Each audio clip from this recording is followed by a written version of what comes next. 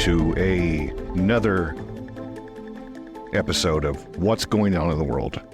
I'm your host, Tommy J. Hausman, and we're going to change formats a little bit. We're going to try something a little new. We're going to try to get information to you in a different way. This is going to be a very simple test run today to try to figure out exactly what it is that I want to do to convey information to you in the best way. Obviously, there's a huge problem in the world with how information is disseminated to all the different social media outlets and through news outlets, and it doesn't really get understood. We have a huge problem with media literacy, civics literacy, and the fundamentals of critical thinking. So we really don't know how to tell what's true. When a reader in the United States, especially since 54% of people in the United States read at a 6th grade level or below, they don't know how to identify sensationalized rhetoric in an article.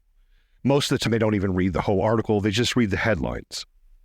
So we're going to try to take some different approaches. I'm not exactly sure what that's going to look like yet, but today is going to be my test run of becoming on air and just saying what I think needs to be said. So that said, we're going to start with the leading story. Donald Trump has been elected as the 47th president of the United States, marking a historic return to the White House. In a closely contested race, Trump secured victory over Vice President Kamala Harris. This outcome is expected to bring significant shifts in both domestic and foreign policy. So despite Trump being an adjudicated rapist, a 34-time convicted felon, a person that steals from cancer patients, a person that steals from fake nonprofits, a person that steals from colleges, a person that cheats on his wives, a person that sleeps with a porn star and tries to pay them off. Despite being a horrible person, has been accused of a sexual assault by more than 29 women. A person that says horrible things and does horrible things and is obviously a racist and a bigot. The United States has ignored all of that and made him president. In economic news, the Federal Reserve has announced a 0.25% point reduction in interest rates, the second cut this year. This decision aims to stimulate economic growth amid easing inflation pressures, since, thank goodness for Joe Biden, since his efforts have made inflation come back down to normal levels. And now the interest rate is back down to where people are going to start building again and taking out loans and doing the things that they want to do to make their businesses bigger.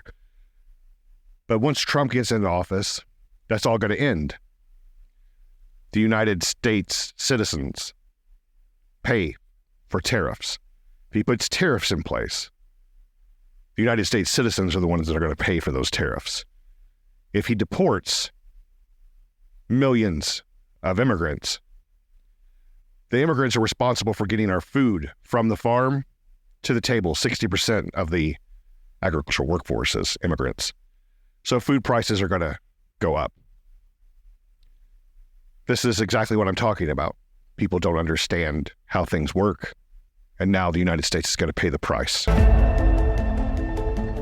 Turning to the Caribbean, Hurricane Rafael made landfall in Cuba as a Category 3 storm, causing widespread power outages and significant structural damage.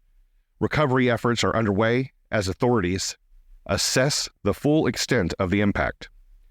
That hurricane made some really weird turns, and we just had those 2 hurricanes come through recently, and we thought that maybe this one was gonna hit the United States. It still could. Maybe it could still have an effect on Texas or Louisiana. I guess we'll see what happens, but it turned out to be a lot stronger hurricane than they anticipated. Already a Category 3, the original forecast was not for it to ever go above a Category 1. In East Asia, North Korea has conducted a long-range missile test, launching an intercontinental ballistic missile With its longest ever flight time, the development has raised concerns among neighboring countries and the international community regarding regional security. And that's because this man is insane. This is an insane person that's in charge of a country's authoritarian dictator. And the last time Trump was president, he gave him an international stage that he didn't deserve. And since then, his international presence has increased because you should never give a psychopath an international platform like Trump. We are all responsible for Trump having this platform that he has. So we have no one to blame but ourselves that Kim Jong-un is now testing missiles more emboldenedly. Back in the United States, Amazon workers at the Bessemer, Alabama warehouse are set to hold a third union vote. An administrative law judge ordered the new election, citing previous interference by the company. This ongoing labor dispute highlights the challenges of unionization efforts to major corporations.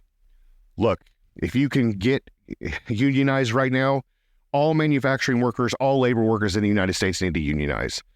Robots are coming. Humanoid robots are coming. If you don't believe me, if that sounds insane to you right now, just look it up. Look up X1 Technologies. Look up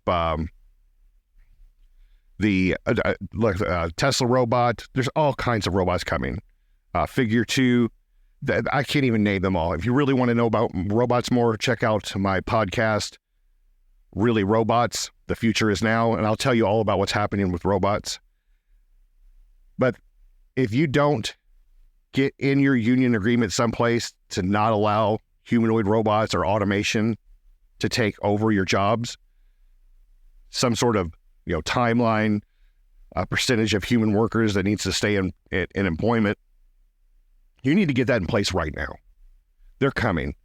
It is predicted that in the next 5 to 10 years, 30 to 50% of the labor force is going to be disrupted by automation, specifically humanoid robots. So you guys might want to get on that.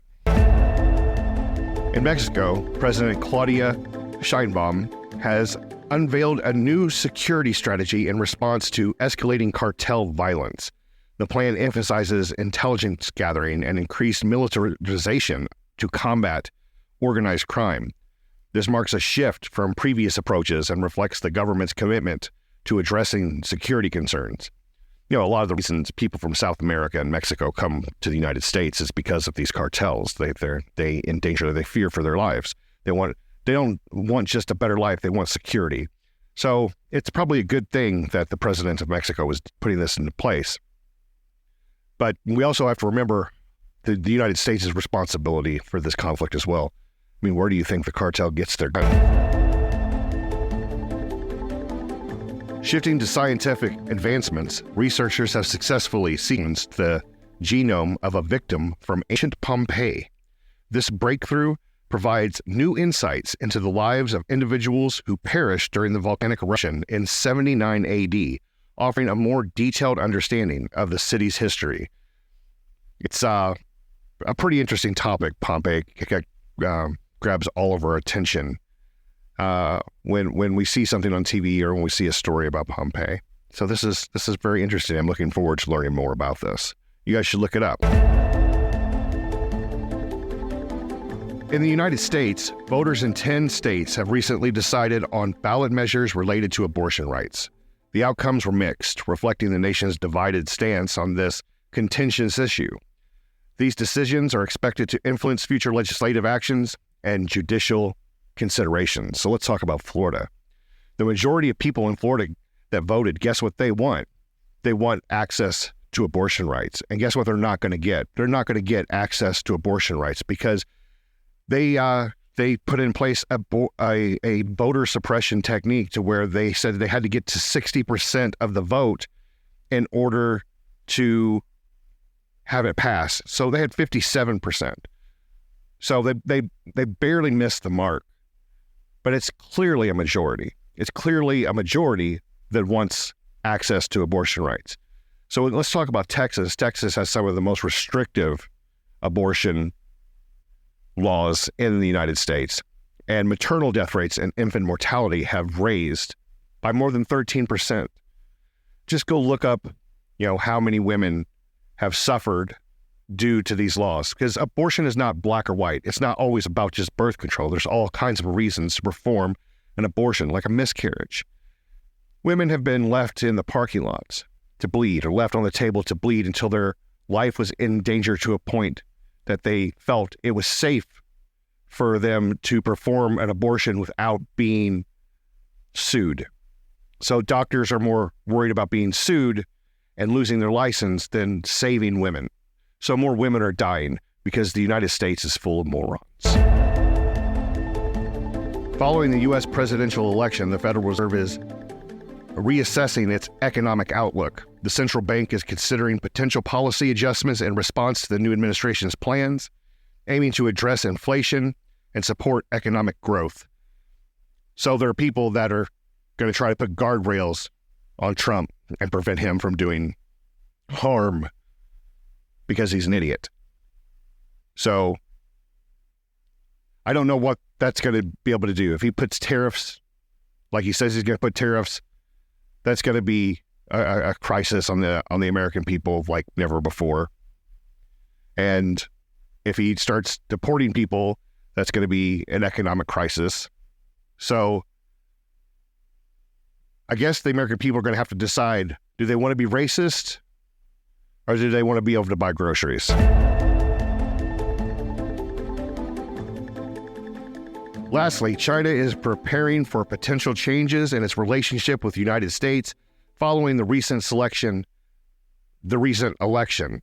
Key areas of focus include trade policies, technological exchanges, and geopolitical issues, particularly concerning Taiwan. The international community is closely monitoring these developments. Trump's not going to stop China from taking Taiwan. He's not going to do it. He's going to let them have it because he idolizes dictators. He idolizes authoritarian regimes. He's going to let them have it. And then the Taiwanese are going to be under a communist authoritarian rule. Congratulations, United States. You've put people in danger. China has been thinking about retaliating with different kinds of tariffs of their own, different kind of trade agreements of their own, strategic strikes against any kind of tariffs that China would want put in place. We don't agree with China on a lot of things. China doesn't do a lot of great things for its people or for people that we don't, other countries that we might necessarily get along with. But China's not someone we should fight with. We really need to become friends with China and try to lead them towards our way of thinking and not try to force them into anything, because they have the ability to fight back just as hard. Their robots are so much more advanced than ours already because they're ahead of the curve. They're already selling robots at $16,000 a piece. So, and that's the mark. That's the mark we're heading towards trying to get to in 5 years. They're already there. So there's a lot to consider when you want to just pretend like Trump is a tough guy. I mean, if we were in a wrestling match, it wouldn't take too much effort for me to win the wrestling match. He's not a tough guy. So let's stop pretending that he's going to do anything to any country and have any power over anybody. What he's more known for than being a tough guy is succumbing to the will of other authoritarian dictators around the world, because he idolizes them. So that's all I have for today. I appreciate you guys tuning in for another episode of What's Going On in the World. I'm Tommy Hausman, and bye-bye.